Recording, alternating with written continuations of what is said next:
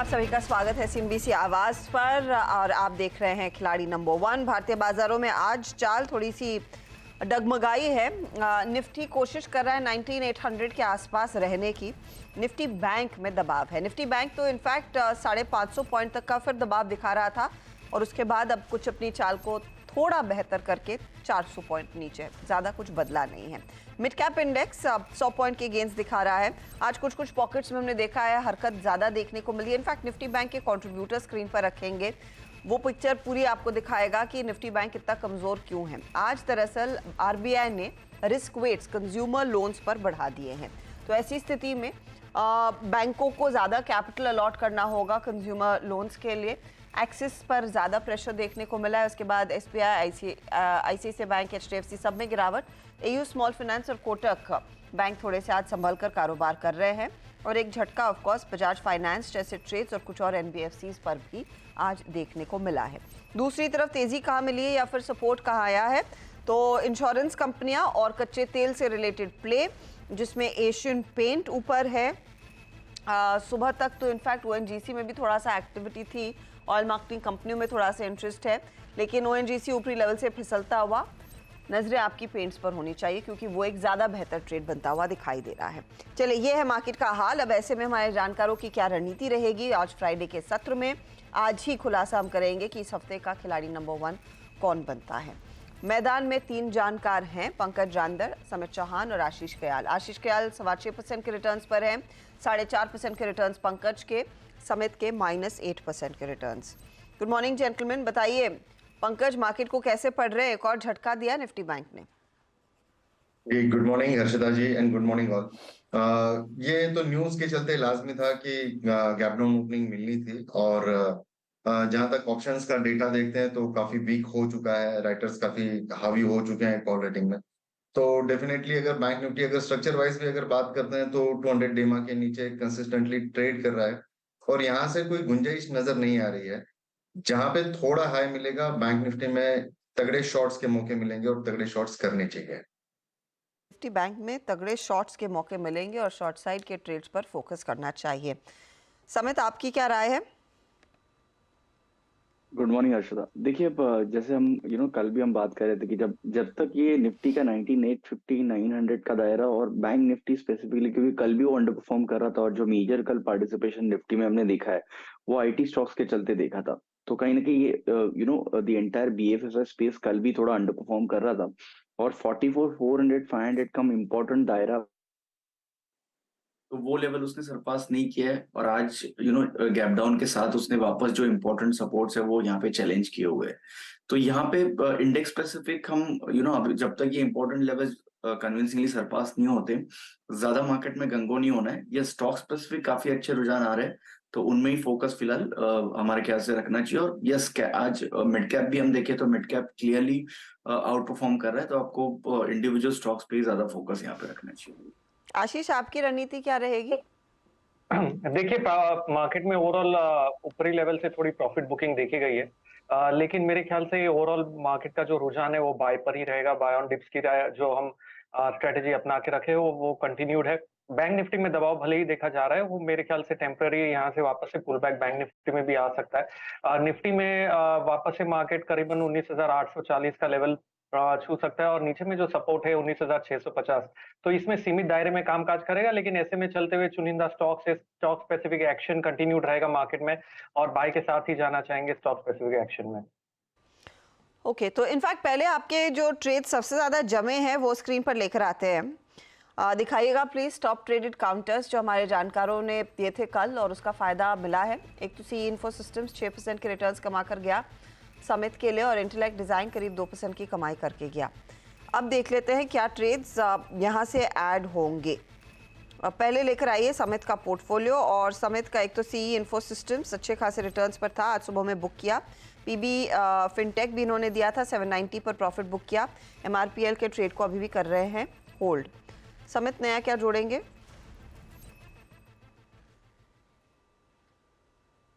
देखिए, यहाँ पे इंडिगो पेंट के साथ जाना चाहेंगे।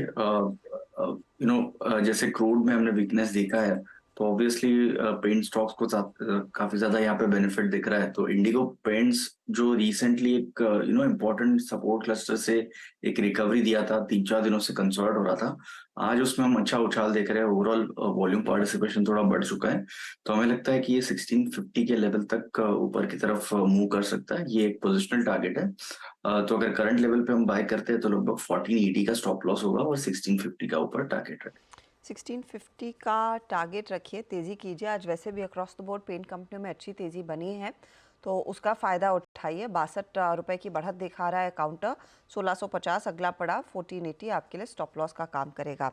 पंकज का पोर्टफोलियो अब आपकी स्क्रीन पर लेकर आते हैं, जहां पर इन्होंने आज सुबह में सिटी यूनियन बैंक में प्रॉफिट बांधा है 146 के लेवल्स पर। JICRE कल एग्जिट कर लिया था। पंकज, आज नया क्या जोड़ेंगे? मेरा आज की जो पिक रहेगी मैम, RVNL के साथ में जाना पसंद करूंगा। RVNL के अंदर एक काफी तगड़ा मूव नजर आया है। ये स्ट्रक्चर का ब्रेकआउट दिया है 161.80 के करीब ये स्टॉक अभी चल रहा है। मेरे हिसाब से 155 के स्टॉप लॉस के साथ में 185 के टारगेट्स के लिए इसमें ट्रेड करना चाहिए। बेशक आज का दिन आखिरी है, लेकिन ये स्टॉक हम लोग नेक्स्ट वीक के लिए भी कैरी कर सकते हैं। नेक्स्ट वीक के लिए भी कैरी किया जा सकता है। RVNL आज के लिए दिया है पर 185 टारगेट है, 2% ऊपर है काउंटर, और 155 आपके लिए स्टॉप लॉस के तौर पर काम करेगा।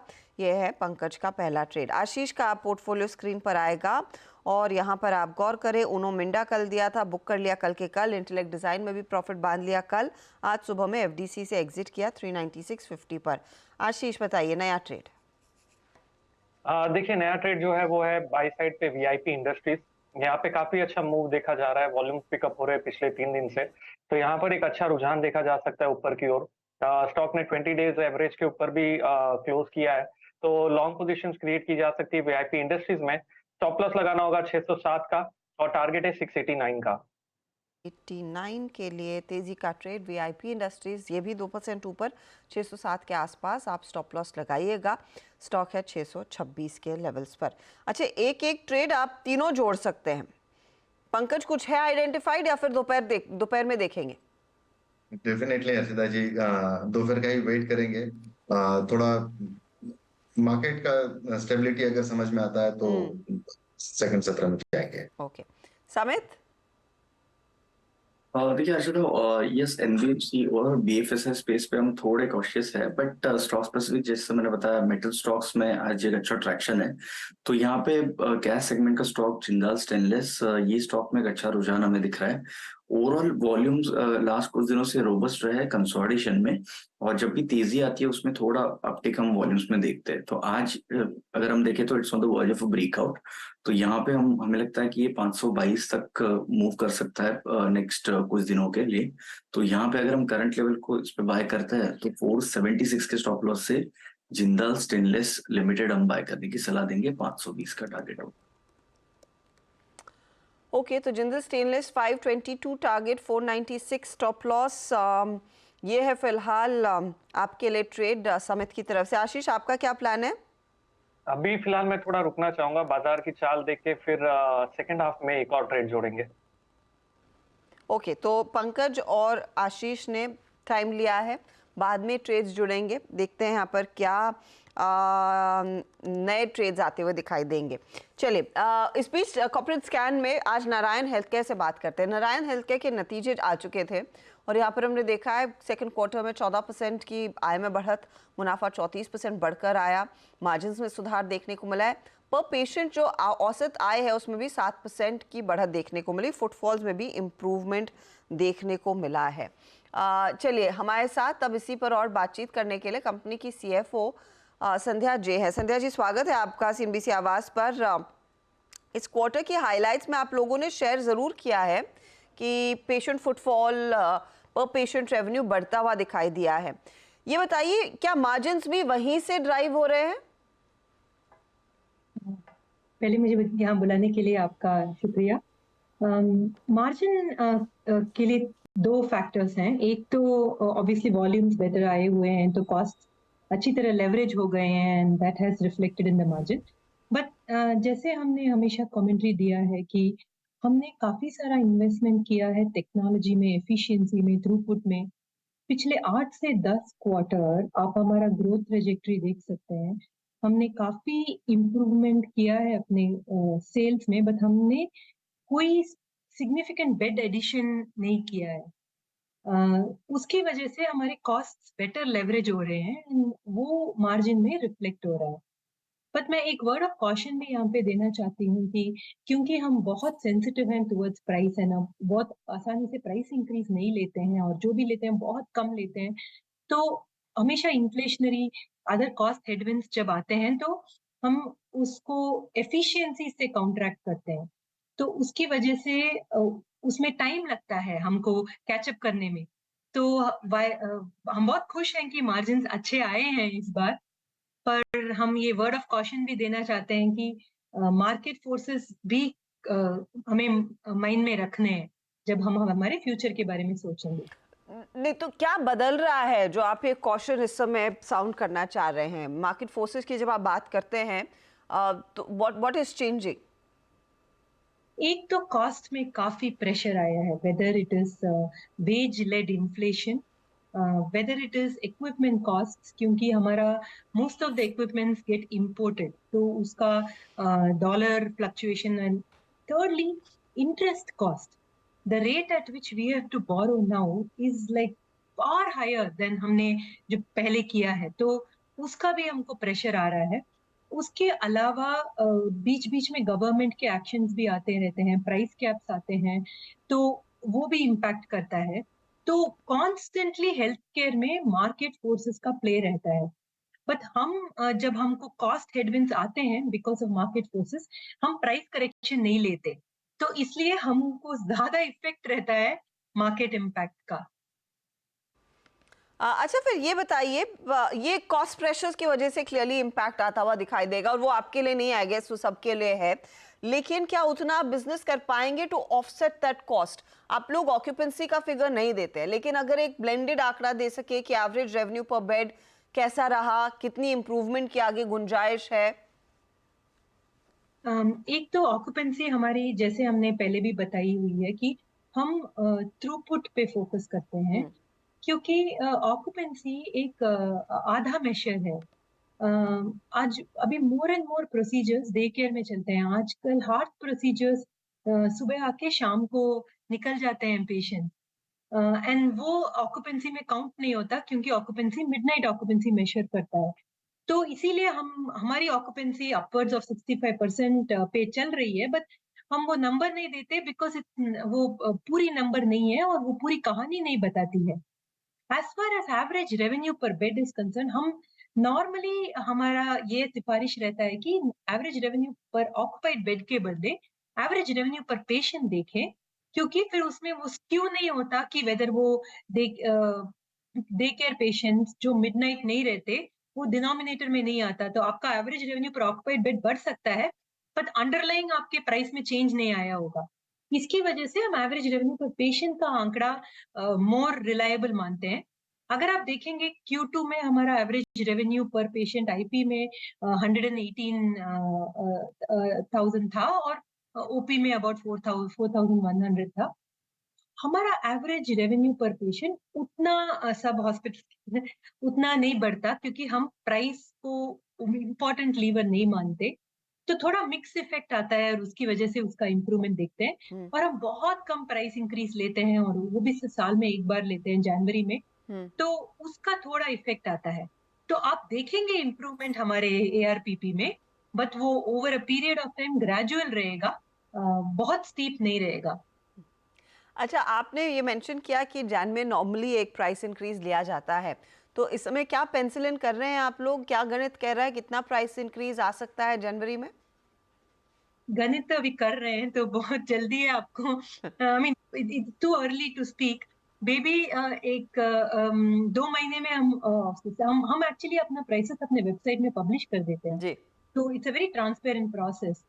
बट हमारी उम्मीद है कि हम उतना प्राइस में पास ऑन ना करें ओके। और अपने एफिशिएंसीज में प्रेशर डालें और एफिशिएंसी से कॉस्ट इंक्रीज निकालें। तो हम चाहते हैं कि हम अपना प्राइस इंक्रीज जितना कम हो सके उतना रखें। संध्या जी, नए हॉस्पिटल्स का कितना योगदान है सेकंड क्वार्टर में और H2 में, वो कितना कंट्रीब्यूट करेंगे आपके लिए? और अगर ये केमन आइलैंड्स वाला भी परफॉर्मेंस हमें बता सके, वहां पर सिचुएशन कैसी है? अगर आप देखेंगे हमारे जो नए हॉस्पिटल जो हैं वो 3, जो गुरुग्राम, धर्मशिला और मुंबई, हमारा H1 का रेवेन्यू अबाउट 119 करोड़ था और मार्जिन अबाउट 8.7% पे आया हुआ है। Gurugram is almost broken even, Mumbai also छोटा सा लॉस था मुंबई में। Dharamshila is doing quite well, 15% EBITDA we are able to clock in Dharamshila. So अभी उनका ओवरऑल परफॉर्मेंस में योगदान, they are not so big in the overall scheme of things कि वो बहुत बड़ा योगदान दे पाए ओवरऑल परफॉर्मेंस में, बट उनका इम्प्रूवमेंट हम देख पा रहे हैं और धीरे धीरे वो they will be able to बाकी यूनिट्स के लेवल पे वो आ सकते हैं। केमन हमारा काफी अच्छा रहा है ये क्वार्टर, हमारा रेवेन्यू इन केमन has improve, profitability also has slightly improve. हमने केमन का डिटेल भी हमारे सब डिस्क्लोजर्स में दिया हुआ है। $31.5 मिलियन हमने किया था केमन में इस बार। हमारे ओपी पेशेंट फुटफॉल में भी अच्छा ग्रोथ रहा है केमन में। सो केमन अभी अच्छी तरह चल रहा है हमारे लिए। संध्या जी, बहुत बहुत शुक्रिया हमारे लिए समय निकालने के लिए। It's a pleasure speaking to you. All the best अगले 2 क्वार्टर्स के लिए, जो कि Q3 और Q4 रहेंगे। तो ये नारायण हृदयालय, परफॉर्मेंस अच्छा, नारायण हेल्थ केयर आधे जो अब हम कहते हैं इस कंपनी को, 5.5% ऊपर वो स्टॉक ट्रेड करता हुआ। वैसे अक्रॉस हॉस्पिटल्स हमने वैसे भी काफ़ी तेज़ी देखी है हाल में। लेंगे एक ब्रेक के बाद रिकैप करते हैं आज के पोर्टफोलियो का। वन मार्केट का हाल बेहाल है। फिर से 500 पॉइंट की गिरावट की तरफ निफ्टी बैंक का इंच करता हुआ 488 पॉइंट्स के नुकसान पर, और निफ्टी 50 भी 3 पॉइंट नीचे। तो प्रेशर तो कायम है, उसमें कोई दो राय नहीं है। चलिए अब लेकर आते हैं। अच्छा, एक बार इंडसइंड बैंक दिखा दीजिए, क्योंकि ये पॉजिटिव टेरिटरी में था, होल्ड कर रहा था अपने गेंस को, लेकिन इतनी भार है, इतनी धुलाई हो रही है ऊपरी लेवल से, ये भी सरक चुका है नेगेटिव में, 0.5% के नुकसान पर ट्रेड करता हुआ। चलिए अब खिलाड़ी नंबर 1 में हमारे जानकारों ने जो ट्रेड्स लिए हैं उसका एक रिकैप आपकी स्क्रीन पर लेकर आएंगे। पंकज ने RVNL के साथ पारी खेली है।